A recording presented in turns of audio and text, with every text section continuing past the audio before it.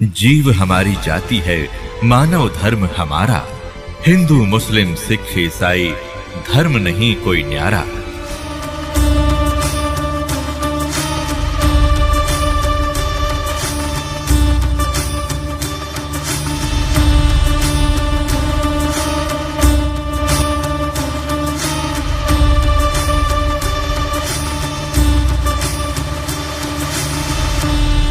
अब क्या सिद्ध हुआ कि एक कुल का मालिक है और ये अन्य अपने अपने सत्र के और भी देव हैं, जो बाइबल भी प्रमाणित करता है।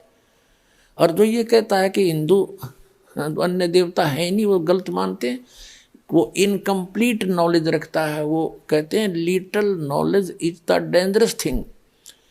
नीम हकीम खतरा जान, वो नीम हकीम है जो इनकम्प्लीट स्पिरिचुअल नॉलेज रखते हैं।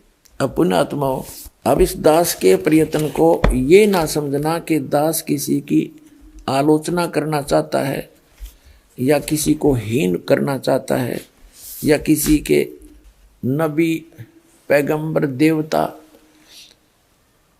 की कोई मान हानि करना चाहता है। दास ये चाहता है कि हजरत मोहम्मद एक नंबर के पुण्यात्मा थे और ये फंस गए इस काल ब्रह्म के। इस काल ब्रह्म ने डरा धमका के इसको जो साधना बताई, 5 वक्त की नमाज, अजान जो परमात्मा को पुकारने का बंग बोलते हैं, 5 वक्त की नमाज और रोजे, ये 3 साधनाएं बताई और इनको डट कर करा करते थे। वो हजरत मोहम्मद जी जैसा ईमान अल्लाह पर कोई नहीं ला सकता। मुसलमान भाई जितना ईमान उन्होंने उस कुरान शरीफ के ज्ञान दाता को कंप्लीट गॉड मान के उन्होंने उसके ऊपर ईमान लाया, और उन जैसी भक्ति भी कोई नहीं कर सकता। उस इतनी साधना करने के बाद हजरत मोहम्मद जी को उसकी भक्ति का क्या बेनिफिट हुआ? एक तरफ तो कुरान शरीफ में कहा है कि वो अल्लाह ताला, अल्लाह अकबर बड़ा मेहरबान है, बड़ा दयालु है, रहमत करता है, पापों को नाश करता है। वो बिल्कुल सही बोला है, वो तो सही है, वो तो ऐसा ही है। लेकिन हजरत मोहम्मद जी को उनकी रहमत नहीं मिली, उनका लाभ नहीं मिला। उसका कारण क्या रहा कि उस अल्लाह अकबर की way of worship, method of worship, पूजा का मार्ग, पूजा की विधि नहीं है। सूरत फुरकानी 25 आयत नंबर 52 से 59 में स्पष्ट कर दिया कुरान शरीफ के ज्ञानदाता ने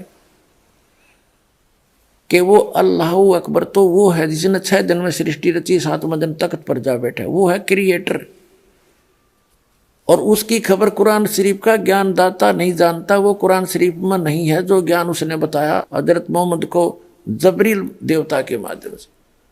उसने अपने सत्र की विधि बताई है कि मेरे सत्र की ये साधना है और इसकी साधना से पाप नाश नहीं हो सकते, जो कर्म में वही मिलेगा आपको, उसमें कोई परिवर्तन नहीं हो सकता। और यही गीता ज्ञानदाता 8वें अध्याय के 13वें श्लोक में कहता कि मेरा जो मंत्र है ओम इति एकाक्षरम ब्रह्म व्यवहारण माम अनुस्मरण ये प्रयाति तजन देहम सयाति परमाम गतिम, कि मेरे सत्र का, मेरी पूजा का केवल एक ओम अक्षर है, नथिंग एल्स। इसका अंतिम सांस तक जो भक्ति करता हुआ शरीर छोड़कर जाएगा वो ब्रह्म से मिलने वाली परम गति प्राप्त होगी। और ब्रह्म से मिलने वाली परम गति कौन सी है? ब्रह्मलोक। 8वें अध्याय के 16वें श्लोक में कहा कि ब्रह्मलोक में गए हुए प्राणी भी पुनरावृत्ति में है, उनका भी जन्म मृत्यु होता। फिर गीता ज्ञानदाता ने 8वें अध्याय के 5 और 7 में तो अपने विषय की साधना बताई कि मेरी भक्ति करेगा मुझे प्राप्त होगा, ब्रह्मलोक में आ जाएगा, लेकिन जन्म मृत्यु तेरी भी रहेगी मेरी भी रहेगी, मोक्ष नहीं हो सकता। और जैसा कर्म करेगा वैसा फल भी मिलता रहेगा।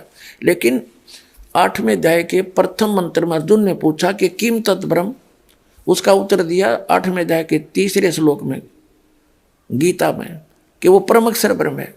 तो 8वें अध्याय के 5 से 7 तक तो अपनी विधि बताता गीता ज्ञानदाता, और उसके विषय में इसने बता दिया जन्म मृत्यु तेरी भी रहेगी मेरी भी रहेगी, यहाँ शांति हो नहीं सकती, युद्ध तो करना ही पड़ेगा। और युद्ध करना तो वहाँ शांति कहाँ। इसलिए 18वें अध्याय के 66वें श्लोक में कहा कि तू सर्वभाव से उस परमेश्वर की शरण में जा, उसकी कृपा से ही तू परम शांति को और सनातन परम धाम को प्राप्त होगा।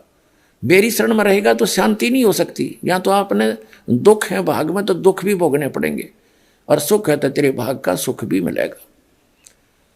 उसके लिए ऑप्शन छोड़ दिया है कि तत्वदर्शी संतों को पूछ, मैं नहीं जानता उसकी भक्ति विधि। 17वें अध्याय के 23वें श्लोक में गीता ज्ञानदाता ने उस परम अक्षर ब्रह्म सच्चिदानंद घन ब्रह्म, ब्रह्म ने माने सच्चिदानंद घन ब्रह्म की भक्ति का संकेत किया है कि उसके 3 मंत्र का जाप है। ओम तो सार्वजनिक कर दिया, वो तो उसका है ही, और तत् और सत वो सांकेतिक छोड़ दिए, उसको तत्वदर्शी संत बताएगा। तो वो दोनों कोड वर्ड जो है वो दास के पास है, वो कंप्लीट कोर्स है।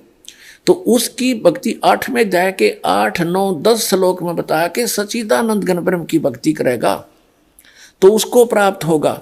8वें अध्याय के 5 और 7 में कहा कि मेरी भक्ति करेगा तो मुझे प्राप्त होगा। ब्रह्म की साधना करने वाला ब्रह्मलोक में जाएगा।